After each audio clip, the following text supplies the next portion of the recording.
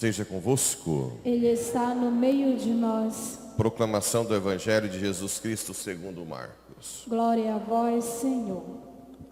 Naquele tempo, Jesus subiu ao monte e chamou os que ele quis. E foram até ele. Então, Jesus designou 12 para que ficassem com ele e para enviá-los a pregar, com autoridade para expulsar os demônios. Designou, pois, os 12, Simão, a quem deu o nome de Pedro, Tiago e João, filhos de Zebedeu, aos quais deu o nome de Boanerges, que quer dizer filhos do trovão, André, Filipe, Bartolomeu, Mateus, Tomé, Tiago, filho de Alfeu, Tadeu, Simão, o cananeu, e Judas Iscariotes, aquele que depois o traiu. Palavra da salvação. Glória a vós, Senhor. Caríssimos irmãos e irmãs, rádio ouvintes que nos acompanham pelas redes sociais. A carta aos Hebreus de hoje continua falando do sacerdócio superior de Cristo, que está acima de todos os sacerdócios, de um só sacrifício de 2000 anos que serve para a salvação para frente e para trás, porque Jesus não salvou só os que nasceram na geração dele. Todos do Antigo Testamento aguardavam a salvação de Cristo, no limbo, né? Lembra disso? Todos, até Moisés, Elias, todo mundo. Ninguém foi para o céu antes de Cristo. Ah, mas o arrebatamento de Elias, bem, foi para algum lugar, você morreu, foi para o limbo também, mas não foi para o céu. Até a vinda de Cristo, isso é doutrina da igreja. Quando diz que Jesus desceu à mansão dos mortos, quer dizer que ele foi visitar justamente os justos do Antigo Testamento. Ele salvou os justos, né? Porque também tem gente do Antigo que não foi salvo, né? Foi para o inferno ou purgatório.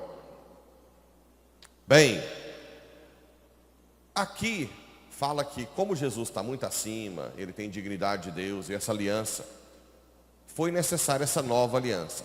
Agora, nesse trecho, fala o núcleo, o cerne do projeto de Deus do Antigo Testamento, que é transformar a lei exterior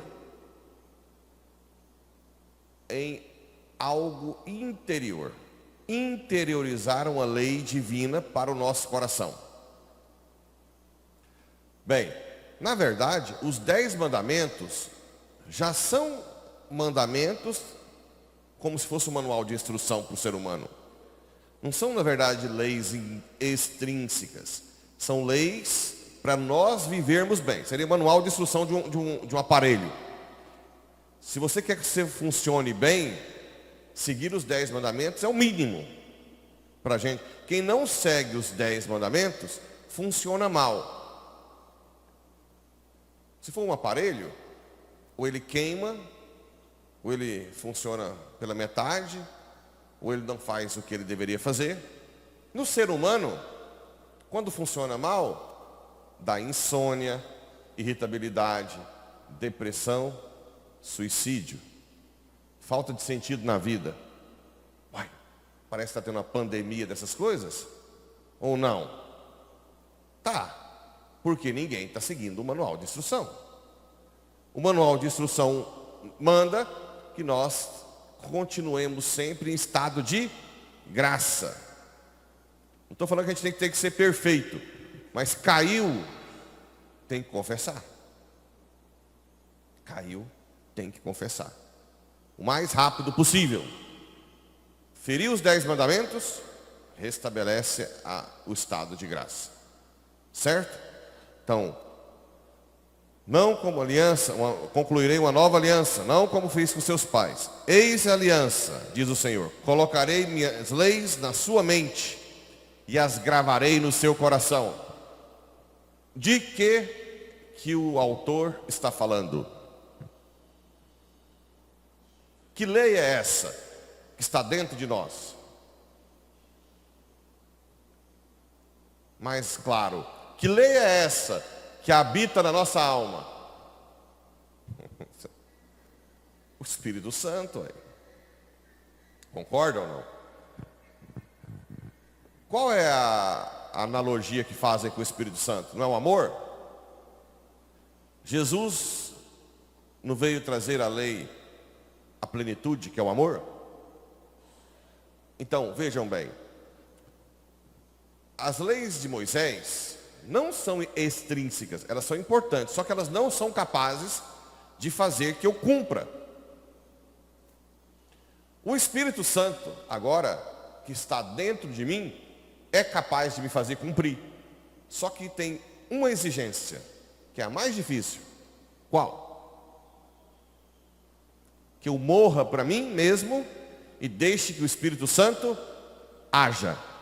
Para eu morrer para mim mesmo, eu tenho que primeiro o quê? Me autoconhecer, conhecer a mim mesmo. Conhecendo a mim mesmo, necessariamente eu vou conhecer a minha miséria, porque eu sou miserável. Conhecendo a minha miséria, eu vou renunciar a mim mesmo. Renunciando a mim mesmo, eu vou deixar o Espírito Santo agir. Então, são passos. Santa Teresa d'Ávila, que escreveu o Castelo Interior, dizia que ninguém conhece a Deus de verdade se não se conhecer primeiro. Por quê? Porque a parte mais íntima de nós com Deus está dentro da nossa alma.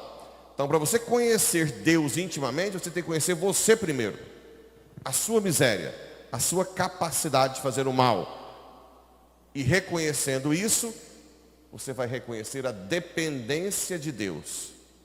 E reconhecendo a dependência de Deus, da graça do Espírito, você vai negar o pecado original. O que o pecado original era? Comas e serás como? Vocês estão acompanhando o itinerário da coisa? Ou não? Ou está dando um nó na cabeça? Nós só temos uma coisa, um gargalo para resolver. Não querer ser Deus.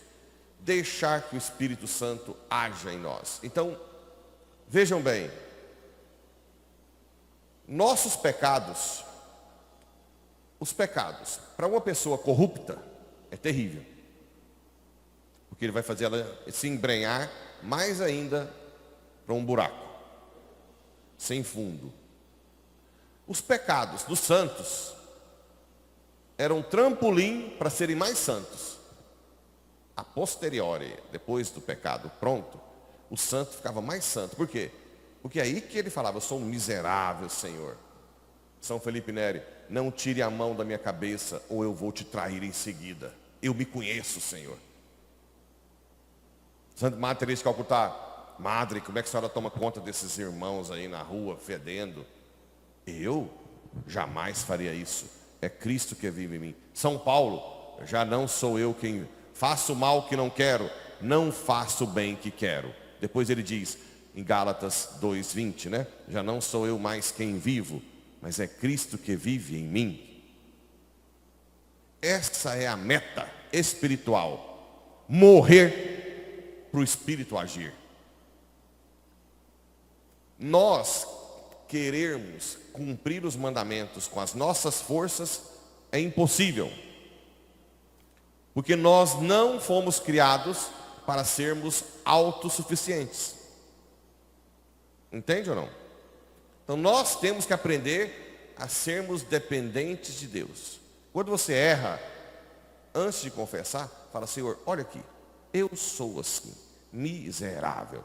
Se o Senhor não vier e tomar conta de mim, eu vou fazer outra miséria. Eu falo isso direto para Jesus. Você sabe que eu não presto. Até tem a frase minha, né? Que estão até fazendo camiseta aí. Alguém tirou uma foto. E uma camiseta minha, dessa frase minha, com o meu nome lá, eu não presto. Até dei um de presente aqui. Tio. Bem, essa é a frase, até no meu aniversário também fizeram, né? Cada lembrancinha da mesa era eu não presto. Porque isso é a chave. Ó, se eu soubesse cantar, eu ia cantar a Adriana agora. Qual é a chave? Qual é o segredo que abre as portas do coração? Descobrir que você não presta. Se eu fosse um padre lá de Goiânia, eu falaria assim, olha para o seu irmão e fala que você não presta. Mas não fazer isso com vocês, não. Eu acho que é uma terapia boa. Viu? O oposto, a pior pessoa diante de Deus não é o assassino, não é o ladrão, não é o drogado. Porque geralmente assassino, ladrão e drogado, a sociedade humilha. Então, o cara, a não ser que ele seja muito petulante, mas acaba que ele se sente mal. Ele sabe que não presta. O pior inimigo da salvação é aquele que tem muito dinheiro e diz, ai da minha família, se não fosse eu nasci assim e vou morrer assim. Essa é a caricatura da falência humana total. Porque se o assassino disser, Senhor, eu matei, eu não presto, eu preciso de ti, está no céu. Se o ladrão confessar, falar, Senhor, eu sou um ladrão, um vagabundo, eu sem ti, estou no... Mas essa pessoa, cheia de si, né? Cheia do... E às vezes até chega no padre e diz, o que você está precisando, padre? Eu também posso te ajudar. Na verdade, quase todo mundo aqui depende de mim. Né? Essa é a caricatura da falência total humana. Afasta desse tipo de coisa. Seja pequeno.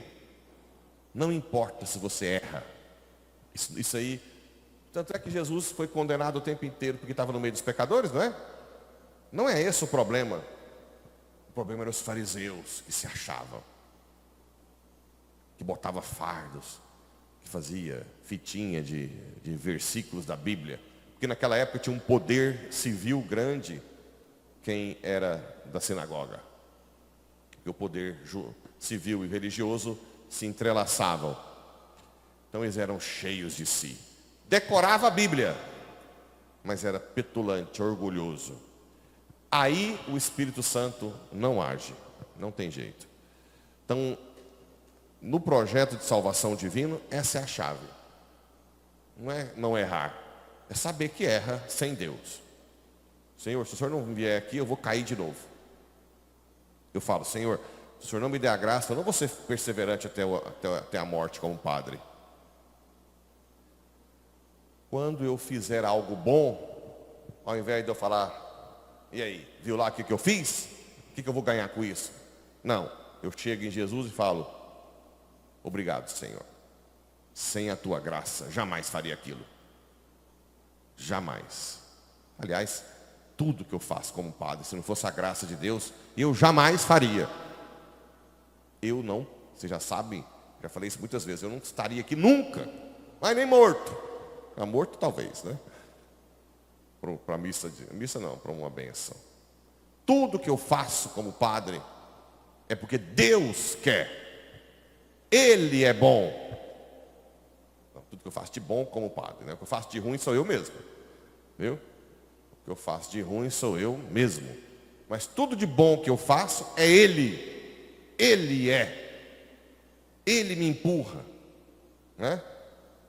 Ele que segura minha mãozinha quando eu quero destroncar uma, assim, né? Segura. A língua. É Ele. Tudo é Ele de bom. Tudo de ruim sou eu. Tudo de bom é Ele. Entenderam? Não se esqueça disso. Tudo. Ele é. Javé. Eu sou aquele que é. Né? No início até tentei ser bom para Deus. Aí não conseguia, eu desisti. Senhor, não consigo ser bom para o Senhor não. Então faz o que o Senhor quiser dessa carcaça ruim, dessa merda, né? E aí você deixa ele fazer. Aí vai funcionando melhor. Porque o Espírito mora dentro de nós. Bem, o salmo belíssimo, a verdade e o amor se encontrarão.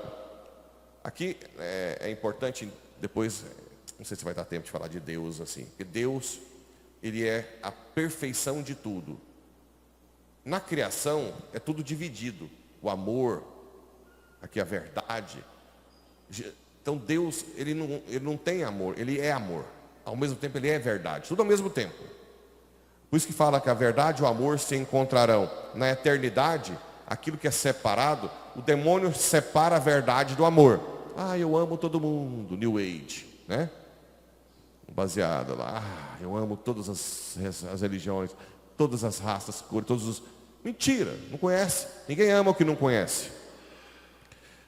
A justiça e a paz, Deus é justiça. Deus é paz. Tudo ao mesmo tempo. Depois a gente vai falar um pouco sobre Deus, mas já vai treinando. Porque Deus está muito acima de nós, certo?